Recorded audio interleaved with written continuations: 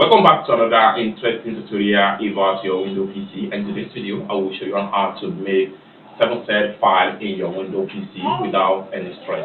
Let me show you how. The very first thing you want to do is to be sure you have to compress all your files into a single file folder. So for that, go ahead and create a new folder. So right click on your Windows PC and then make sure you go to new, then go ahead and click on folder right here. You can name it whatever you want to. So we can name this element right here. And then once you name your folder, hit enter.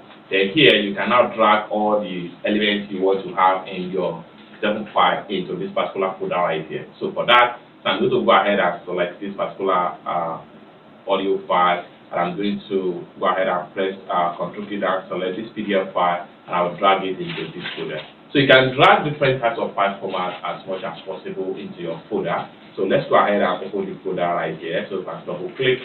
So you have some of these elements in the folder. We can add more. So I can go ahead and drag this particular PDF right here, and then just like so.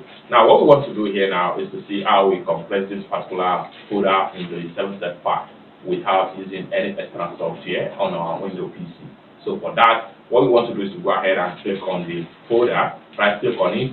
So once you right click on it, go ahead and make sure you click on compress to, then go ahead and choose 7Z file. Go ahead and click on that, and in a few seconds you have your file folder right here. It's that simple.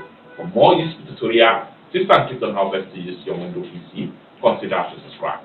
Thank you so much for watching, and I hope to see you in my next video. Peace out.